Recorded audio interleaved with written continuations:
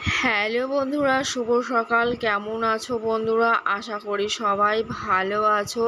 PRV lifestyle চ্যানেলে আবার একটা নতুন ভিডিওর সাথে সবাইকে স্বাগতম।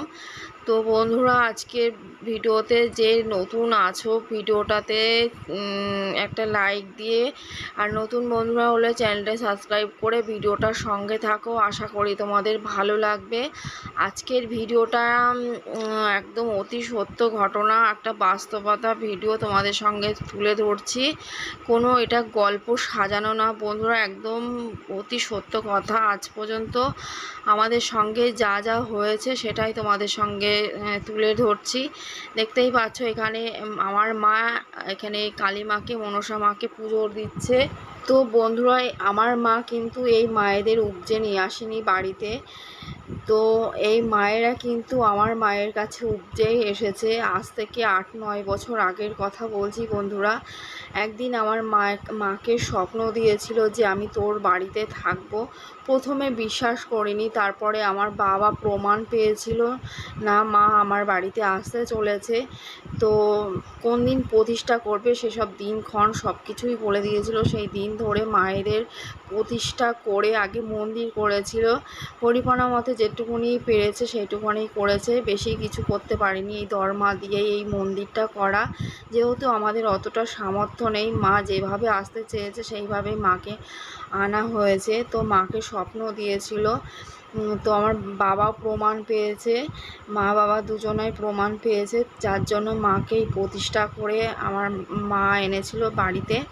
তো সেইখান থেকেই আমার মা সবসময় এখানেই পড়ে থাকে। আর প্রতি বছর মাদের প্রতিষ্ঠা পুজো হয় জানুয়ারি মাসের 2 তারিখে। তো যখন হবে তখন শেয়ার করব। টিকটিকেও ঠিকঠিকে দিয়ে দিল বন্ধুরা, তোমরা প্রমাণ পেয়ে গেলে। আজ থেকে 2000 সালে যখন বন্যা হয় চারিদিকে, তো আমাদের ওইখানে সব ভেসে গিয়েছিল বন্ধুরা। আমার বাপের বাড়ি তো গোবরডাঙ্গা, তো ওইখানে সব ভেসে গিয়েছিল, সবাই বাড়ি থেকে পালিয়েছিল। আমাদের বাড়িতে জল উঠেনি বন্ধুরা, আমাদের কাকাদের ঘরে টরে সবার ঘরে জল উঠে গেছিলো, কিন্তু ভগবানের আশীর্বাদে কৃপাতে আমাদের ঘরে জল ওঠেনি। আমরা ভয়তে বাড়ি থেকে চলে গেছিলাম, যেহেতু সবাই বাড়ি থেকে চলে গেছিলো, আমরা ওখানে ভয়তে থাকিনি। যেহেতু মানে কেউ সেই সময় বদমাইশি লোকজনও চারিদিকে ঘোরাফেরা করছিল আর কি, সেই হিসেব করে আমরা বাড়িতে থাকিনি, মামার বাড়িতে চলে গিয়েছিলাম মামার বাড়িতে। তো মামার বাড়ির ওইখানেও ভীষণ ভীষণ একটা জাগ্রত মন্দির আছে, এখনও পর্যন্ত আছে। তো এই মায়েরা যেমন আমার মায়ের কাছে স্বপ্ন দিয়ে মায়েরা নিজের পায়ে এসেছে, সেইখানেও একটা রকম মায়ের কাছে এই শ্যামা মা স্বপ্ন দিয়ে সেই মায়ের কাছে এসেছে। হ্যাঁ বন্ধুরা, মায়ের নামে কেউ মিথ্যা কথা বলে না, একদম আমরা এটা স্বচক্ষে নিজে দেখা। তো এই যে আমার দিদির কাছেও কিন্তু আসে এখনও পর্যন্ত। এই দিদি আর আমার মা দুজনকে একদম আষ্টি পিষ্টি একদম বেঁধে রেখে দিয়েছে এখনও পর্যন্ত। আর এই যে বুড়ি মাটাকে দেখতে পাচ্ছ, এই বুড়ি মাটাও কিন্তু এই মায়ের মন্দিরে আসে মায়ের সাথে। তো যাই হোক, সেই সময় তো ওরকম 2000 সালে বন্যার সময় তো আমরা ছিলাম। তা আমার মা সবসময় ওই মানে মায়ের মন্দিরে যেত আর কি। আর মামার বাড়িতে সেই মন্দিরটা তো বেশি দূর ছিল না, সবসময় মা গিয়ে মায়ের কাছে গিয়ে কান্নাকাটি করতো, মা তুমি সকলকে ভালো রেখো, সবাইকে সুস্থ রেখো, মা সবার জন্যই মঙ্গল কামনা করতো। তো আমার মা এমনিতেই তো ঠাকুর ভক্ত, আর মাকে এমনিতেই এই মায়ের দৃষ্টি এমনি আমার মার ছোটোবেলার থেকেই আছে। আমার মা গল্প করে, আর আমরাও মাসে যে দেখি, মাসে যে আমার মায়ের ভর হয়। মা তো আজ কিছুদিনে 6-7 বছর 8 বছর ধরে, তার আগের থেকে আমার মা যখন ঘরে পুজো দিত যখন তখন আমার মার ভর হতো। তারপরে মানে লোকে যেটা ভরের মাঝখানে যেটা বলতো এখন ঠিক হয়ে যেত, আর এখনও পর্যন্ত হয়, জানো তো। তা সেই সময় সেই মার বাড়ি যখন ছিলাম, সেই সময় মা যখন ওখানে যেত, তা সেখান থেকেই মাকে আরও আষ্টে পৃষ্টি ধরেছিল। তো আমরা তখন বেশ ছোট ছিলাম বন্ধুরা, জানো তো। তো মা তখন পুরো পাগলের পর্যায়ে চলে গেছিলো। আমার মাকে এই শ্যামা মা যেমন করে আষ্টি পিষ্টি ধরেছিল না, মাকে পুরো মানে পাগল করে ছেড়ে দিয়েছিল।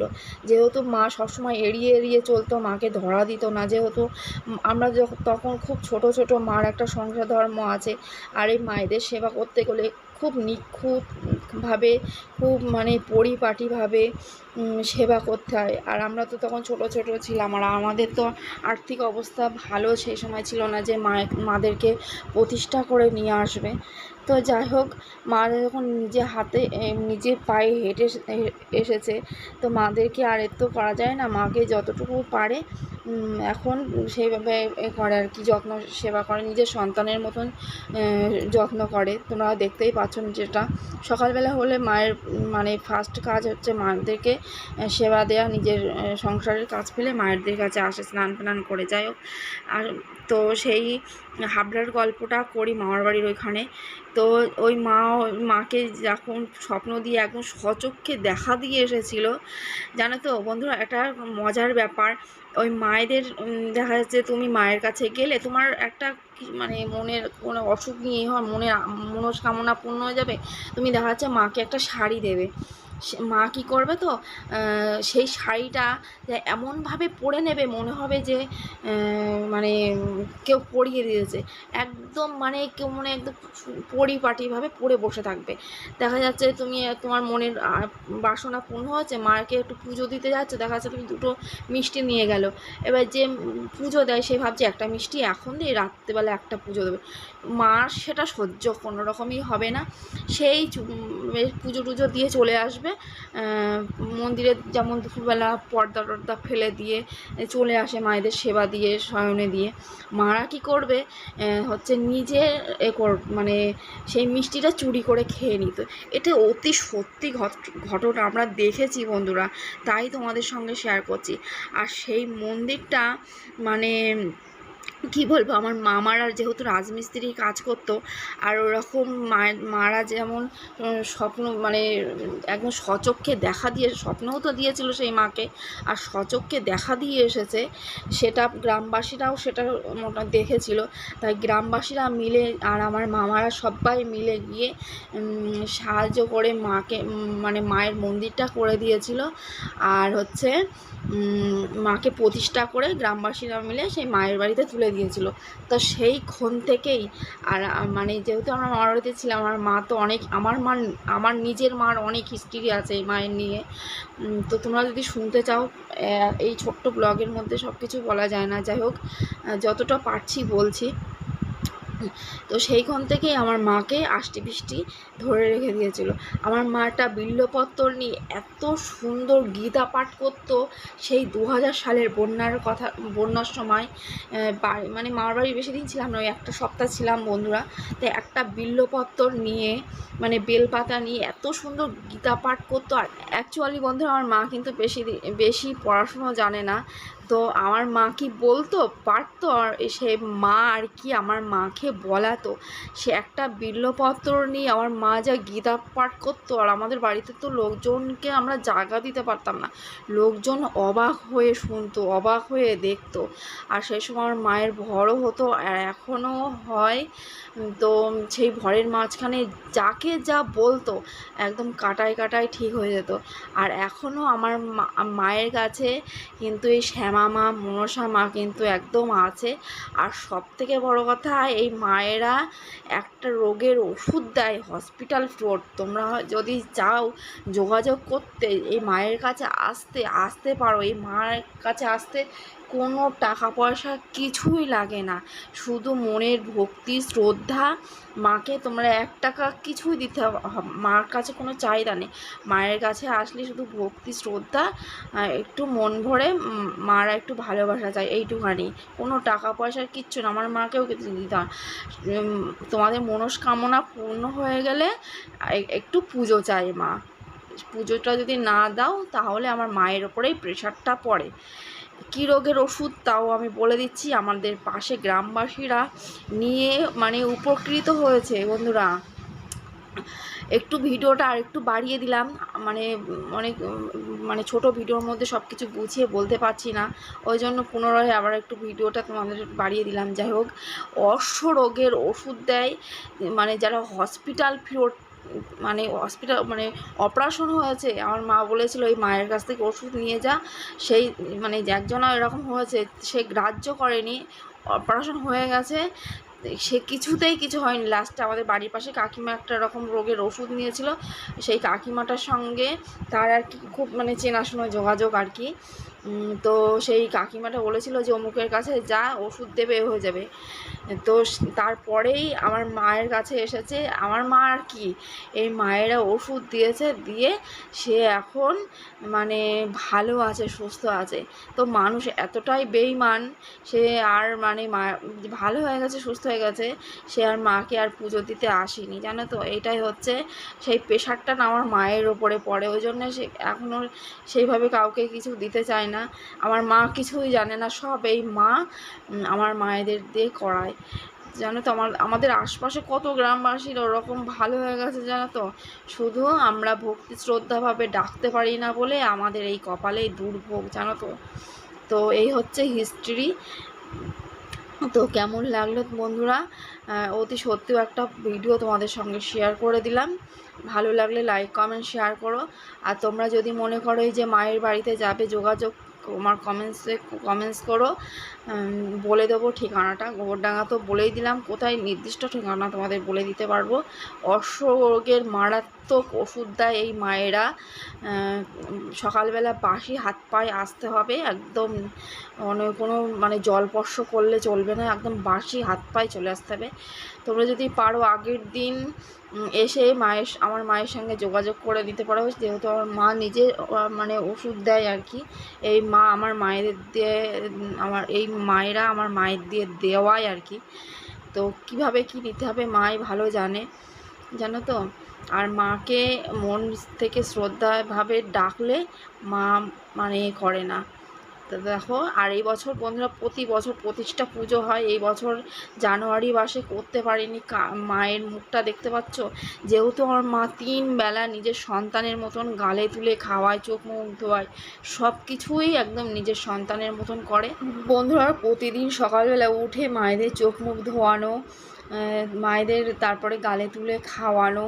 মায়েদের কিন্তু 3 বেলা পূজা দেয়, এটা হচ্ছে ফার্স্ট রাউন্ড, দুপুরে হচ্ছে সেকেন্ড রাউন্ড, রাত্রেবেলা মানে থার্ড রাউন্ড। যেমন আমরা 3 বেলা সেবা নিই আর কি, তো মায়েদের আর কি এরকম সেবা দেওয়া হয়। আমার মা নিজে হাতেই দেয় আর কি সব কিছু। তো যার জন্য মায়েদের মুখে জল ফলগুলো লাগে আর কি, ওই জন্য মায়েদের মুখের রঙটা একটু, ফেসটা একটু অন্যরকম হয়ে গেছে। প্রতি বছর মায়েদের আদেশ যে এই মায়েদেরকে পাল্টিয়ে আবার মায়েদের নতুন রূপে নতুন সাজে মায়েদের কিন্তু প্রতিষ্ঠা করে আনা হয়। আর এবছর গেল জানুয়ারি মাসে মায়েদের প্রতিষ্ঠা করতে পারিনি, কারণ হচ্ছে কি জানো তো, আমার জেঠিমা মারা গেছিলো পুজোর 4-5 দিন আগে। জেঠিমাও খুব অসুস্থ ছিল, জেঠিমা মারা গেছিলো, একদম আমার নিজের জেঠিমা, যার জন্য পুজোটা এবার মানে করতে পারিনি। এই হচ্ছে গল্প বন্ধুরা। আর এই মা কিন্তু খুব জাগ্রত, তোমরা যদি আসতে চাও কমেন্টস করো। আমরাও কিন্তু অনেক উপকৃত হয়েছি, কি উপকৃত হয়েছি সেটাও তোমাদের সঙ্গে বলে দিচ্ছি বন্ধুরা। আমি নিজে একটা সময় খুব পাগলের পর্যায়ে চলে গেছিলাম। আমি নিজে গল ব্লাডার পাথর অপারেশন হয়েছিলাম, 100-র বেশি আমার গল ব্লাডার স্টোন আমার বেরিয়েছিল। সেই সময় আমার নার্ভের ওপরে প্রচুর চাপ পড়ে, আর ডাক্তারও বলেছিল মানে নেগেটিভ পজিটিভ আমার হয়ে যেতে পারে, মানে মরণ বাঁচনের সঙ্গে আমি মৃত্যু লড়াই করছিলাম। তো সেই মায়ের আশীর্বাদে কৃপায় আমি বেঁচে ফিরে এসেছি এখন। তারপরে আমার একটা নেই কিডনি, মানে আজ থেকে 10-12 বছর আগের কথা, তারও আগে। তো এই মায়েদের আশীর্বাদে কিন্তু আমার বাবাকেও আমরা ফিরে পেয়েছি। আমার ভাই একটা অ্যাম্বুলেন্সের সঙ্গে বিশাল মারাত্মক একটা অ্যাক্সিডেন্ট করে, তারপর ঠ্যাং ম্যাং ভেঙে চুরে, সেও ডাক্তার বলেছিল বাঁচবে না, নেগেটিভ পজিটিভ হতে পারে। তো আমরা এই 3 জনা মিলে মোটামুটি মানে পুরোপুরি সুস্থ না থাকতে পারলেও কিন্তু এখন মায়ের আশীর্বাদে, মায়ের মানে ইচ্ছাতে আমরা মোটামুটি চলে যাচ্ছি, ভালো আছি, মোটামুটি সুস্থ আছি। এটাই, কেউ মরে আমরা যাইনি। আমরা খুব মানে কি বলবো, মৃত্যু কী জিনিস আমরা নিজে চোখে আমরা দেখে এসেছি। তারপরে আমার মাও একটা বড় রোগের থেকে, যে মাকেও অপারেশন করা দরকার ছিল সেটা, কিন্তু মা কিন্তু তার সন্তানকে বাঁচিয়ে রেখে দিয়েছে। আমাদের হিস্ট্রি অনেক বন্ধুরা সব কিছুই মায়ের কৃপাতে, মায়ের ভালোবাসাতে আমরা সবাই বেঁচে আছি, সুস্থ আছি, এটাই। তো তোমরাও আসতে চাইলে আসতে পারো, মায়ের আশীর্বাদ মানে পেতে পারো আর কি। বললাম না, মায়ের এখানে আসতে 1 টাকাও লাগে না, শুধু মায়ের একটু আশীর্বাদ নিতে আসবে তোমরা, এটুকুনি বলবো। তো যাই হোক বন্ধুরা, ভিডিওটা তোমাদের সঙ্গে সব কিছু ডিটেলস বলার জন্য ভিডিওটা ছিল, আবার পুনরায় একটু একটু দিয়ে তোমাদের সঙ্গে সব কথা আমি শেয়ার করে দিলাম। ভালো লাগলে চ্যানেলে লাইক কমেন্ট শেয়ার করে দিও। ফিরে আসছি আমার নেক্সট ব্লগে। টাটা।